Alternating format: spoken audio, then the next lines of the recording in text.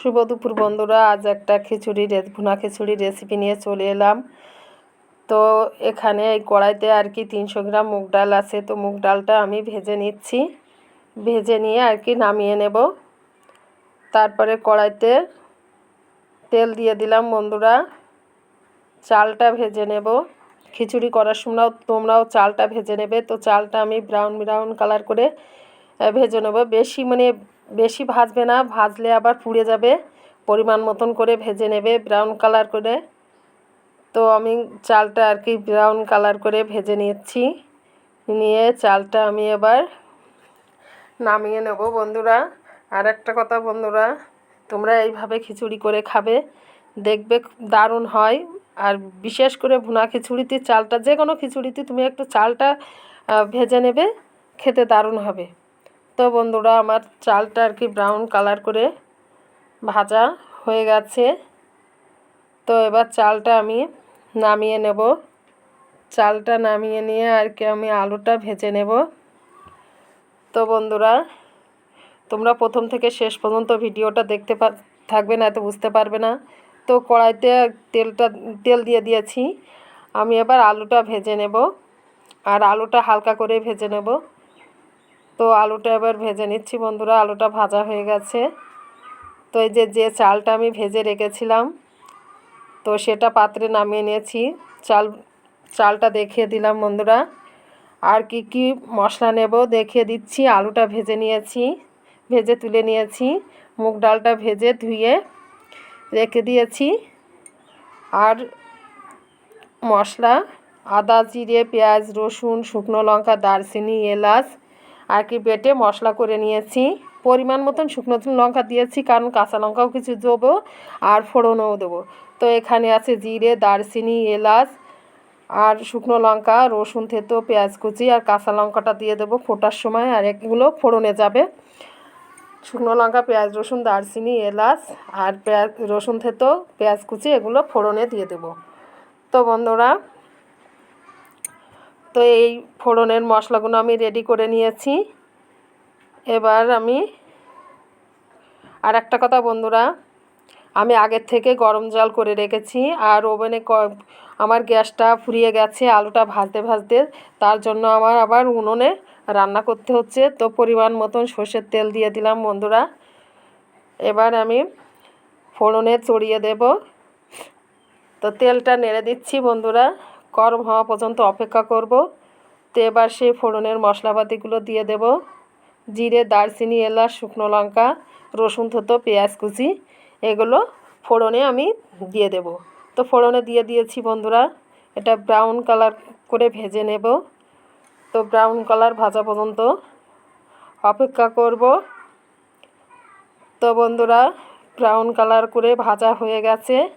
এবার যে মশলাটা আমি করে রেখেছিলাম সেই মশলাটা আর কি দিয়ে দেব। আদা, জিরে, পেঁয়াজ, রসুন, শুকনো লঙ্কা, দারচিনি, এলাচ এই মশলাটা এবার তেলের পরে ছেড়ে দেব, দিয়ে মশলাটা একটু কষিয়ে নেব। তো বন্ধুরা, একটু নেড়ে দেব।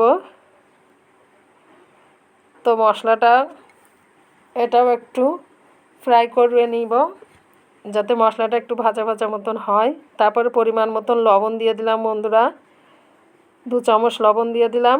আর একটা কথা বন্ধুরা, আমি ভিডিও করছি এক হাতে আর এক হাতে রান্না করছি, যার জন্য ভিডিওটা আর কি ক্যামেরাটা নড়ে যাচ্ছে, তার জন্য এমন হয়েছে। একটু কষ্ট করে মানিয়ে নিও বন্ধুরা। আর হলুদ দিয়ে দিয়েছি পরিমাণ মতন। ওরা মশলাটা ভালো করে কষিয়ে নিয়েছি, দেখো তেল ছেড়ে দিয়েছি বন্ধুরা। এবার যে আলুটা ভেজে রেখেছিলাম সেই আলুটা আর কি মশলার সঙ্গে দিয়ে দেব, দিয়ে আলুটাও কষিয়ে নেব। আর যে মুগ ডালটা ভেজে ধুয়ে রেখেছিলাম সেই মুগ ডালটাও ঢেলে দিলাম, এটাও মশলার সাথে কষিয়ে নেব। আর যে চালটা ভেজে রেখেছিলাম বন্ধুরা, সেই চালটাও ঢেলে দেব।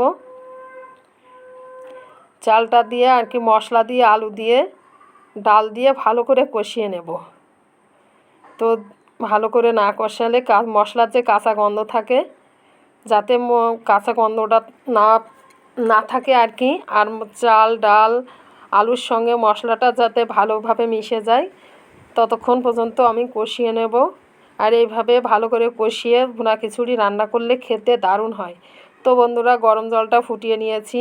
তো এই হাঁড়িতেই একটা বড় পাত্রে নিয়েছি, বড় পাত্রে না নিলে মানে নাড়তে আর কি অসুবিধা হয়। তো একটা বড় একটা হাঁড়ি, মিডিয়াম সাইজের একটা বড় হাঁড়ি নিয়েছি। তো এই হাঁড়িতেই আর কি আমি খিচুড়িটা রান্না করে নেব। তা শুধু কালারটা দেখো বন্ধুরা, কত সুন্দর কালার এসছে। তো বন্ধুরা আমি এই হাঁড়িতেই রান্না করে নিচ্ছি।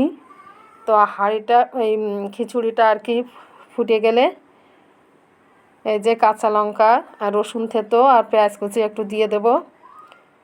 তো খিচুড়ির ভিতরে দিয়ে দিলাম বন্ধুরা। এখন এই অবস্থায় দিয়ে দিচ্ছি যাতে সব কিছু ফুটে এর সঙ্গে সিদ্ধ হয়ে যায়। তো বন্ধুরা আমার খিচুড়িটা ফোটা পর্যন্ত অপেক্ষা করব। তো খিচুড়িটা ফুটে গেছে বন্ধুরা। এবার কিছু মশলা দিতে হবে, একটু নেড়ে দিলাম। তো পরিমাণ মতন চিনি দিয়ে দিলাম 1 চামচ। চিনি না দিলে যে মশলার যে কষ থাকে সেই কষটা আর কি চিনির জন্য কেটে যায়, আর চিনি দিলে একটু টেস্ট হয়। মশলার যে কষটা কেটে গিয়ে আর কি চিনিতে আর কি ব্যালেন্স রাখে, মানে মিষ্টির ব্যালেন্স, টেস্টের ব্যালেন্সটা রেখে দেয়। তো একটা ডিম আমি দিয়ে দিলাম, ভুনা খিচুড়িতে ডিম দিলে ভালো হয়। আমি একটা দিচ্ছি, তোমরা চাইলে 2-3টাও দিতে পারো। তো ডিমটা আমি ঢেকে আর কি কিছু ভাত দিয়ে ঢেকে দিচ্ছি যাতে সিদ্ধ হয়ে যায় ডিমটা। তো এইভাবে তোমরা রান্না করবে, আমি যে প্রসেসে করছি এই প্রসেসে। তো এবার একটু গরম মশলা দিয়ে দিলাম বেটে, দারচিনি এলাচ বেটে দিলাম, দিয়ে একটু নেড়ে দেবো। আর এই খিচুড়িটা আমি ভুনা খিচুড়ি যেহেতু, তো বেশি শুকনোও করব না, আবার বেশি শুকনো করলে আমার ছোট বাচ্চা আছে, তো ও অতটা শুকনো খেতে পারবে না। আর এর সঙ্গে যদি চিকেন থাকতো, চিকেন কষা আর ভুনা খিচুড়ি জমে যেত বন্ধুরা। এই বৃষ্টির দিনে খেতে দারুণ হয়, ফাটাফাটি। তো বন্ধুরা আমার খিচুড়িটা হয়ে গেছে, দেখো কালারটা এসছে কত সুন্দর, আর ওই যে ডিমটা দেখা যাচ্ছে। আর গ্যাসটা রান্না করতে করতে ফুরিয়ে গেল। তো গ্যাসটা বুক করব, তারপরে গ্যাস আসবে, তখন আবার গ্যাসে রান্না হবে। এখন কাটে করতে হবে, কিছু করার নেই। তো খিচুড়িটার কালারটা দেখো বন্ধুরা, কত সুন্দর কালার এসছে। তো বন্ধুরা এই যে রান্না আমার কমপ্লিট হয়ে গেছে, এবারে প্লেটে পরিবেশন করে নিয়েছি। তো খিচুড়িটা শুধু কালারটা দেখো, আর এত সুন্দর, মানে কি বলবো, যেমন স্মেল আসছে তেমন ফ্লেভার। তো তোমরা স্মেলটা হয়তো বুঝতে পারছো না, কালারটা মানে ফ্লেভারটা বুঝতে পারছো। তো খিচুড়ির সঙ্গে আর কি আমি আলু দিয়েছিলাম, সেটা দেখেছিলে।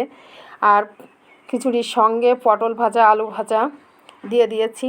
তো এইভাবে তোমরা রান্না করে খাবে বন্ধুরা, খেতে দারুণ হয়। তো খিচুড়িটা কেমন হয়েছে তোমরা অবশ্যই কমেন্টে জানাবে। তোমার দাদা ভাইকে বলেছিলাম চিকেন আনতে, তো বৃষ্টি হচ্ছিলো যার জন্য চিকেন আনতে পারিনি। আর যা যা মশলা ছিল ঘরে, যেসব উপকরণ ছিল সেই উপকরণ দিয়ে আমি রান্না করেছি বন্ধুরা। তো কেমন হয়েছে তোমরা অবশ্যই কমেন্টে জানাবে।